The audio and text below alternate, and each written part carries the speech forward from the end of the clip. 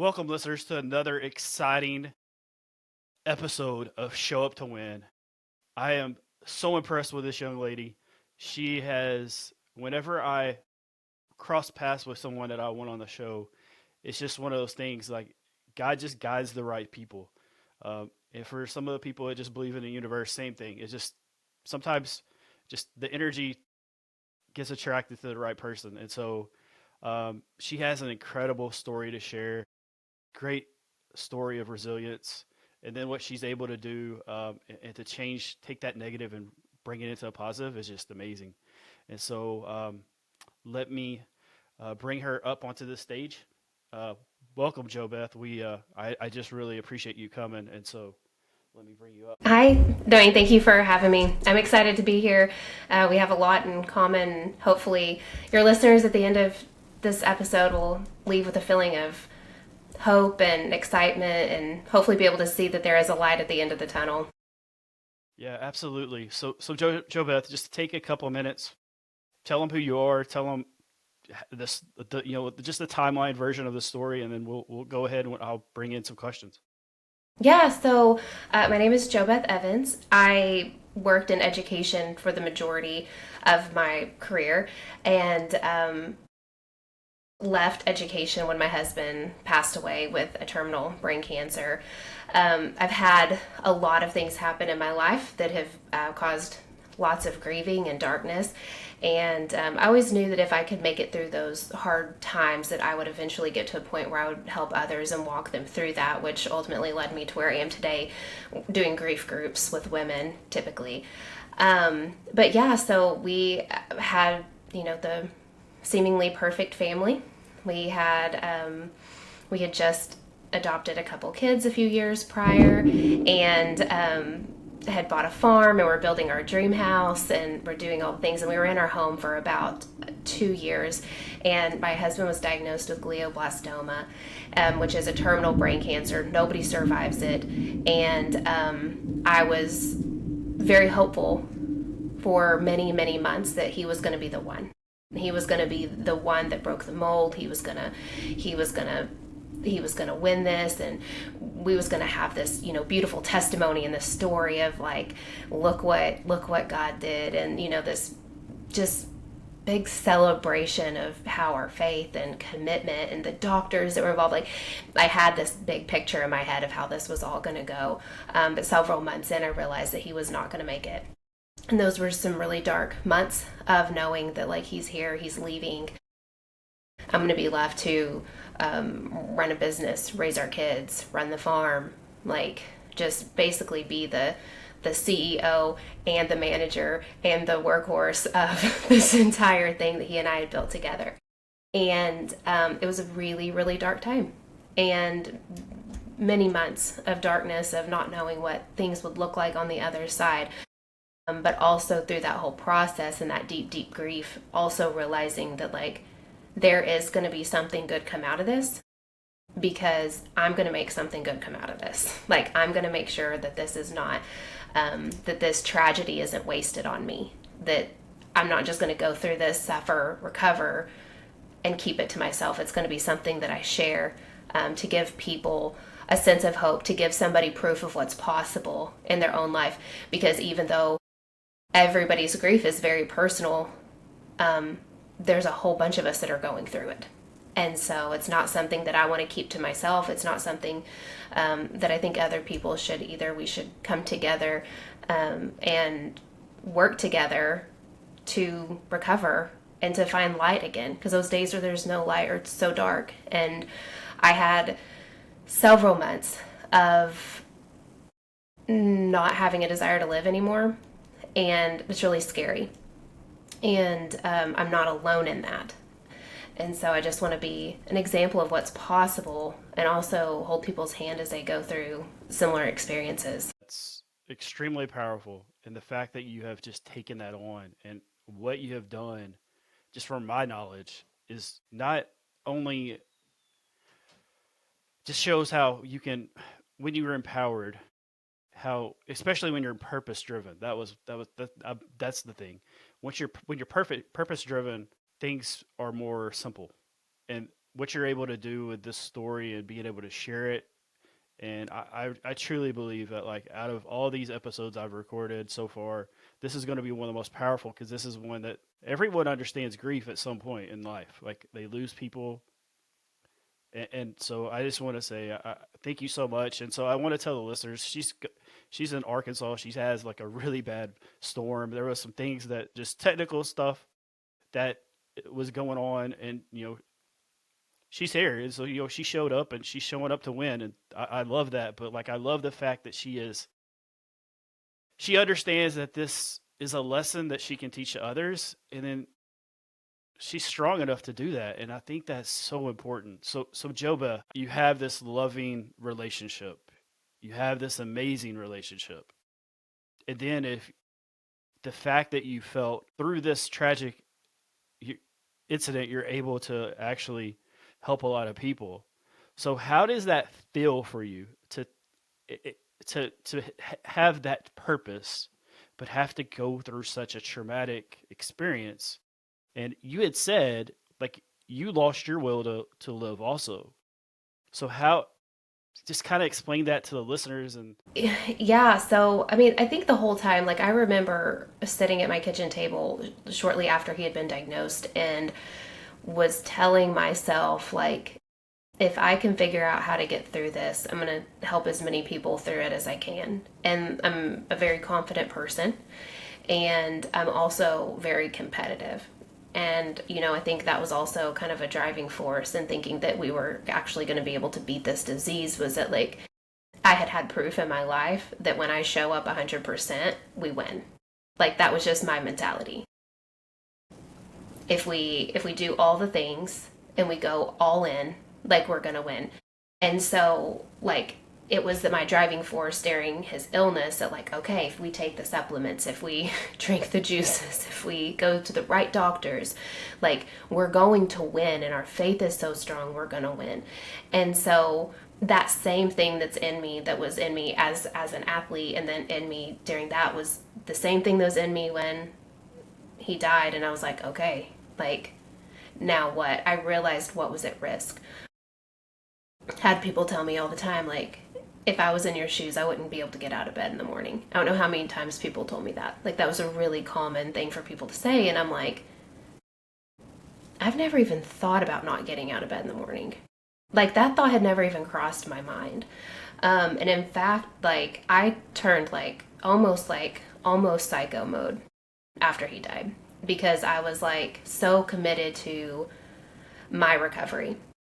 Because I was like, I don't know, you don't want to, like, like, for example, it's like, as athletes, if you shoot like 50 free throws a day, you think, like, that's probably enough. Like, I'm going to be able, when I get in a game, I'm going to be able to hit those free throws because I'm hitting 50. But then you're like, but what if it's not 50? What if it's like 60 or 70? And so you're like, okay, I'm just going to go ahead and shoot 100 a day. Because, like, excuse me, I'm not real sure where the line is at. I kind of approached my recovery like that too. So I was like, I would get up in the mornings and I would take an ice bath. I would go from my bed to an ice bath. And the reason I did that was because I was going to remind myself how strong and how resilient I was first thing in the morning. And I was going to do something that was harder than what most people were willing to do before most people were even out of bed in the morning. And so I did that, and the whole time I'm thinking, this is for me. I'm doing this for me because I have to do it first, right? But who else is this for? Like, this is for a bigger picture. This is for a broader scope of people. It's for my kids. They need to see, like, what does it take when something really bad happens? Like, what does it take to be better? Like, what do we do? Do we not get out of bed? Or do we get up and, like, kick some doors down real early in the morning?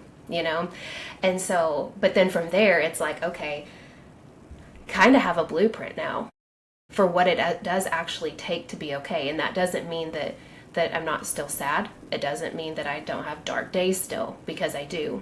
I went through something really sad and tragic and traumatizing. But I am able to live my life. I'm able to have a career where I am very much in alignment with my purpose and God's plan for my life. I'm able to be a mother. I recently got remarried. Like, there's all these things that are like I'm able to do while also really, not, in a sense, still grieving my husband that I lost. And I will always be sad that he's gone. Always. But I can live my life. And so the whole time, there was the drive of my competitiveness and also the understanding that, like, this is figure outable and I will figure it out. Period. So Like, there was no other way. yeah, so there's a couple of questions out of this that I feel, well, I want to know, but also I believe the listeners will want to know because I feel for me was I made the goals, or I would say this. When I found out that I was misdiagnosed, it was like, okay, how far can I push myself? So it's like the free throws. It's that athlete's mindset. It's like, okay, 53 throws is like the goal, but what if I need 60? What if I need 70? Let me do 100. So do you feel like you were possibly punishing yourself just because you were here? Was that like, did anyone say that? Because for me, I would always hear things like that. I would also hear things that were like, um, I can't believe you got. So that was something that I could relate to. Is like, I can't believe you're able to do this. Like, I would just quit. And so for me, I felt like when I was diagnosed, when I went to the doctor's office, I showed up as a in whatever capacity I was, but I was kind. I still opened doors. I was polite. A lot of those people weren't. Like, they were just like they were so much into the victim mentality. And I'm not saying I wasn't in a victim mentality too, but I wasn't in that much. So can you kind of address some of that, or is that something you even thought about before? I definitely like don't like so as far as like what other people thought, nobody saw what I was doing. So like everything that I was doing for my recovery was private. My mom lived with me for a couple months after he passed away, and so she saw some of it. My therapist definitely was like, you're not normal. Like, this is not normal behavior after something. I was like, yeah, I know that, but like in my head I'm like, this is what this is what separates winners from losers. Like, this Yeah, is I was like gonna in my say, head. you do have that athlete mindset, and so we'll talk a little bit about that because I feel like athletes have this whole different mindset, and so some of this personal development actually comes really easy for us. Self Yeah. discipline. I mean, self discipline comes really extremely easy for me, and other people struggle. So I assume the same thing for you. I mean, you're a collegiate athlete, so that's the other aspect of it. And so we learn these tools of resilience through little league and through middle school and through all these things because we've had mentors and coaches to push us through it. And so that is, I think, the beautiful part about being an athlete. And we're also, our shoulders are a little bit stronger because we've had to go through a little bit more tougher process younger. Constructive criticism is a thing that if I don't have, I'm kind of curious why, when people say I do a great job, but they don't say, well, you could have done this better. I don't, it's hard for me to accept. Is Hmm. that something that you struggle with too, or? For sure. Yeah. I mean, I struggled with it all through school. If anybody ever complimented me, I was like real weird about it. Like, didn't know, yeah, didn't know what to do with it. And even like now, like, I guess it's because like it's not just something that happened. It's like, I don't know. It's like people are like, "Oh my gosh, you're doing so well," or, like it. It's so good to see how good you look or whatever after this happened, and it's just like, yeah, I mean, you don't know what to do with that. It's just like you're just like for me, I've always just done my thing, and then it was always weird to me if somebody recognized that there was like a positive outcome. Gotcha. Yeah. And so let's just talk about how so I'm one of those type of people. Like, there's a negative, but then there's a positive. And so for the rest of the time, let's just kind of more look at the positive part of this because what you're doing is amazing, but also it allows people to understand that you're truly people are learning the lesson through you. It's not didn't happen for you, and I think that's the switch that helped me was that when I felt like these things happened for me, I was like, oh, it gave me a platform. It gave me this, right? but truly, it's so we can teach the lesson and we can facilitate it to people. Yeah, yeah, for sure. Yeah, so I mean, it's been one of no, it's like the most rewarding thing that I've ever like went through in my life, and I was a believer from the beginning that in the Bible it talks about God turning turning ashes into beauty and having this story that like there's going to be something good from this, and in the darkness of it, like being like I don't know what's going to happen, but this is really terrible. But being able to be others focused is, I feel like, always better. It's always the most rewarding seeing people have wins. I do want to share a little story with you, and we had talked about it previously, but I recently did a 12-week grief support session with some people who had struggled with addiction. And one of my favorite ladies there, she, by the age of 10, she was basically raising her two little brothers. She was selling drugs to help buy them food. She had been abused in all the ways. It was like a really terrible first 10 years of her life. And we got about halfway through the course, and she's just like, she comes to me and she's got tears in her eyes, and she's like, I just had this realization. She said, my whole life I've told people that I was born angry.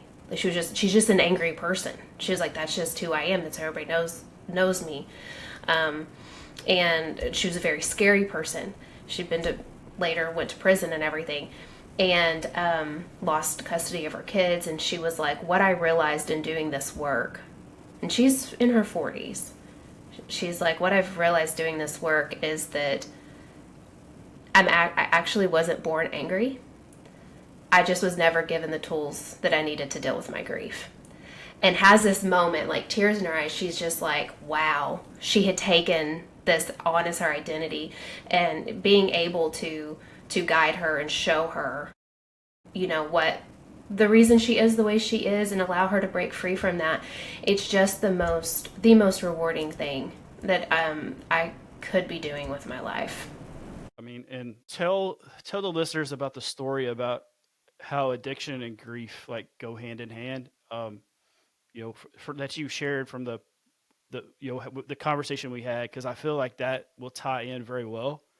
Yeah, JoBeth, all of this is just incredible, but what you're doing and you're creating this ministry, I mean, you're extremely strong to be able to do it. But like, I know that hits and you're like, thank you, but like you know, it's one of those things. It's like I appreciate the compliment, but it also like I'm doing what I'm supposed to do. It's the purpose, and so. But yeah, just give the listeners a little bit of the backstory of this, because I believe this will tie in very well with just what you said about that lady. Yeah, so I had reached out to a place and was like, hey, I would love to come work with you guys and do some grief groups. And they were just like, oh my gosh, we've been just waiting for somebody to come, offer this, because they had a couple weeks earlier been talking to this group of 20 people that had struggled with drugs and relapse and relapse and relapse. And they asked them, they said, how many in here, the group of 20, how many of you have relapsed or turned back to drugs because of loss or grief? And 17 out of 20 raised their hands. The impact in my work, it's called STIRBs, short-term energy relieving behaviors, but those are things that we turn to take our mind from the grief and the pain onto something else. And so for people who are not drug addicts, it could be food, it could be social media, it could be video games, it could be shopping. There's a wide range of things it could be, but for this population, it's drugs. So if we can go in and we can equip these people with the tools and the skills and the support that they need to grieve appropriately, like what a massive difference. Like even if it's just for one person that you're like, okay, this is the way you used to grieve, this is how you grieve now, because 100% chance you're going to grieve again before the end of your life. And so let's rewrite the plan for how you're going to do this. And it's just super, super powerful work. And it's so needed in that population of people because, like, none of us are taught how to grieve. Like, it's not like there's not like a class, or we grieve how our parents grieved, or if we're an addict of any kind, we're gonna turn to that. And so, giving these people new tools is just it's life changing. It could be the difference between keeping custody of their kids versus not. It could be the difference between prison and not. It could literally be the difference in living and dying for these people. And so getting to sit in their presence and get to love on them and just speak life over them, life and love and purpose, and letting them know that they have a story, and like they have incredible stories, from sitting in prison to sitting in church. I mean, it's like it's like these beautiful transitions that I get to watch. And just what a gift to give people, to say, hey, you show up differently now. And if you start feeling like you're not going to show up differently, you got my number. You get the front row seat for everything through the start, or the beginning to the end. And when I say end, I'm just talking about through the where they're like, okay, I'm finished with this part of my life. But I think that is extremely one of the most rewarding things about being a coach. Or just the transformations. Like it's one of the most amazing thing is to see that beginning and to know where someone started at and how they chipped away, and when they've had to when they made steps forward and they had to make steps backwards. So how many people do you feel like you worked with, and how many people, like I was kind of curious, like how long have you, when did you start this, uh, the grief counseling part? That was one of the things. So like how many years have you been doing this? Just curious. I got trained in March of last year, so March of 24. So I've been doing it for a little bit over a year, in a really slow progression. You don't just typically just trust somebody with something like that right off the bat. And so I did a lot of work with local people and people that I could, basically help for free, which I still like. I'm definitely a for-profit organization, but I love getting to show up for people that may not have anybody else who is showing up for them. So I've done a lot of that work, but I've only been in it for a year. And the thing about the timeline is that, yeah, I got certified so that I could say, like, I have some education in this, but the beauty and the impact comes from being a living example to these people. And also, like, not being able to say, like, oh, turn to page 74 and it's going to talk about how this happened. I'm like, no, I sit face to face with you and I show you what this looks like in real life. And then I'm going to have you show me what it looks like in real life for you. And we're going to, like, conquer this. So it's more of, for me, when I think about people who want to work with me, people want to work with me because they see what is possible, and they can look at me and be like, oh, she's following her dreams, she's living in her purpose, her kids are well taken care of, like she's she's working out, she's taking care of herself, she still believes in God, like. And so, like, okay, if she can, I can. And so it's just this motivation of looking to somebody else as an example and a motivator and an inspiration, and that, I think, is where the bulk of the impact comes from. Because there's like probably 1,000, 2,000, a million people out there that do grief work. Some people are not those living examples, and like you had to figure it out, and then you're like, oh, okay, now I want to be able to help people. So it's completely different. I mean, so when people talk to me about overcoming stuff and being resilient, I'm like, this is what I did. This is exactly the type of, if you want these type of results, this is what I did. But it makes sense. It's also backed up by the books and the education. So I Mm-hmm. think that's the thing, is we just learn it in a different manner. Where it wasn't just us sitting in a classroom setting. Like what's next for you? I mean, there has to be some books. Like I mean, I feel like I'm talking to a best-selling author. I mean, there's just some different levels of this to JoBeth, and I don't even know if you even realized that part, that there's like a whole another level of like, I'm doing this locally in the community, and the community like makes a better world. I truly believe that. Hmm. But you're such a prime example that I feel there's just way more. Like that's what my intuition is telling me. I feel like there's just more for you. So have you ever even thought of that right now? Is like do people say that to you? Yes. Um, yeah, and I guess it's the humble side of me. I'm just like, yeah, I don't know about that.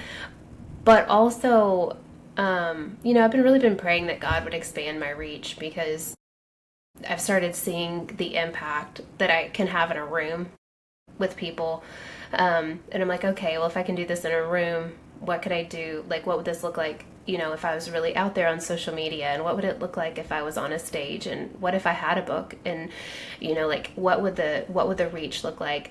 And I was telling my husband, I was like, like every time I get on a mic or I get on social media or I set up my computer and start to write something, I think back to the days where I didn't have a desire to live.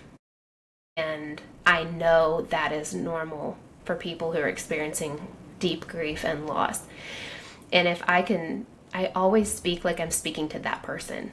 And if I can convince one person with a post or me showing up in some way that there is light in the future, it's coming, and to just hold on and let me be a voice, let me be your confidence, let me speak life into you so that you will have the courage and the strength to hold on one more day. That is really like, that's what drives everything you ever see from me. Because if one person's like, I'm done, and then they come across this podcast and they're like, okay, like maybe they can just entertain the idea of maybe this is possible for me. And so that's really the driver for me. So it was just the little groups, and then I'm like, okay, like it's got to be more. When's the book coming? When's the stage coming? When's all that stuff coming? I don't know. But I definitely, I know it's in me, because I know how much people need to hear and see what's possible. I just thought I'd give you a little nudge, you know, in front of in front of an audience, but to let them know, like, hey, I'm here, but like, trajectory's here. I mean, this is the very beginning of this podcast. Like, I don't know where this podcast is going to go. I have no clue, but I know I'm willing to be here and be present and allow it to grow. That's the other thing, and I'm willing to have the people that have come on here be able to grow with me. That was the other part. But I can't wait till there's like a point where some of the people that are we're at this level and we're here and we're celebrating it. And so I Mm-hmm. think that's really important. Is for us to all kind of gang up together and be like, hey, this is what we're looking to do, and these type of projects. Um, so JoBeth, I know you have this incredible program that you're getting ready to drop and you're going to do next month. You told me this timeline that you have on this program, and so I want to get this episode out, but just kind of give the listeners a little bit of what you do, what you're looking forward to doing, and those type of things. But also tell a glimpse of this program that you're getting ready to drop. Yeah, so at the heart of everything that I do is a grief support program, and it's I'm certified in the grief recovery method, and so that is a scientifically proven evidence-based program that helps people heal. So I talk a lot about motivation and inspiration and support and being a helping hand, but like you mentioned earlier, a really big strong component of all this is education. Like you got to know what you're dealing with. You got to do the grief work as well.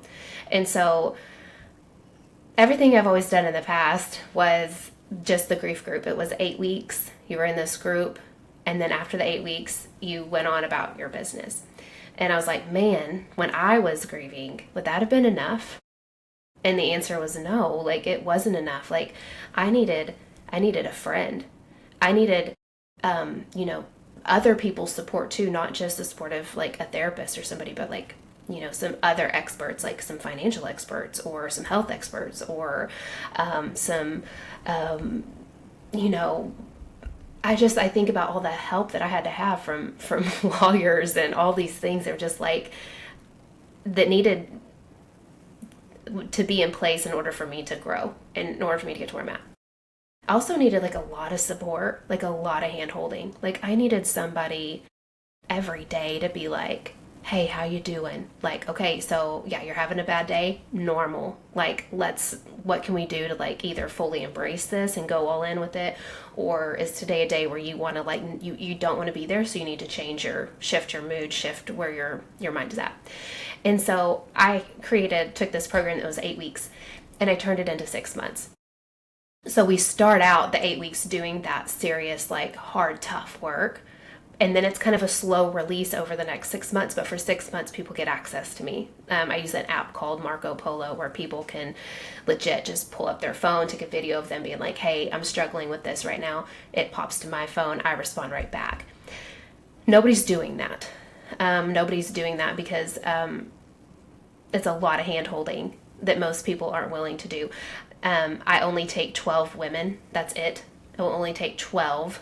And I am their friend. I am their support, their guide, everything. It's like I kind of envision, like, and all based off of what I felt like, but these people being down in this dark hole and me physically reaching out and grabbing their hand and pulling them up to the light over and over and over again for 6 months.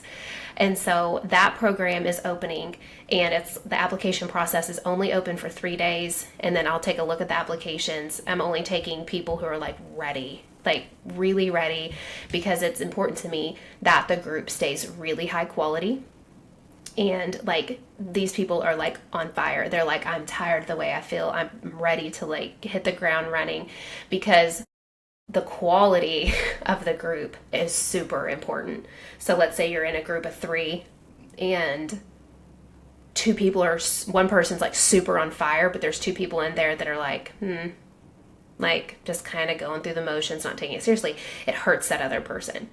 And so I work incredibly hard, which nothing's 100% predictable, but I work really hard to make sure that I have like these high quality people who are just ready to get in there and get it done.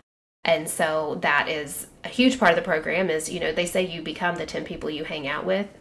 I'm looking for them to look to each other for inspiration as well, which is another thing that comes from the group is a community and a friend. I'm in a lot of grief groups online, and they're the free ones, and on Facebook. And I post a picture or something, and there's a whole bunch of guys that are like, oh, you're so beautiful, and it's like, this is really taking away from the purpose of this. And so I really work really hard to make sure that this is not a place where it's not a dating app.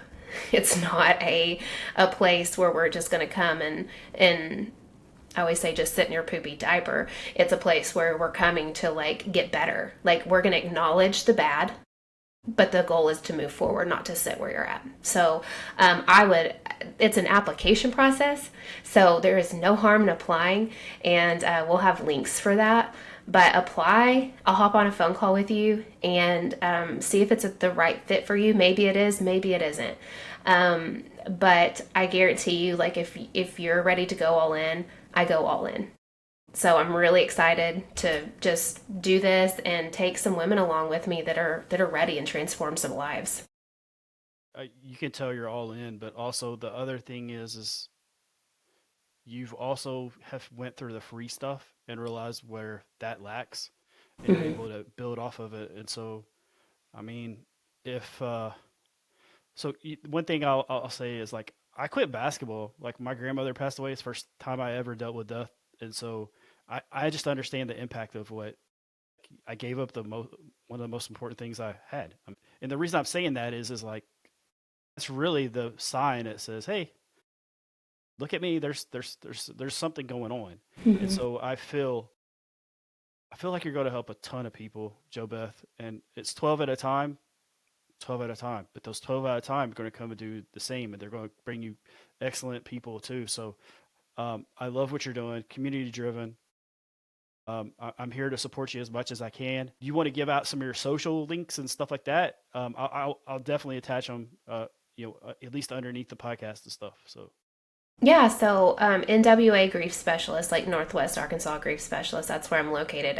I work with people from all around, so it's just originally what the company started as.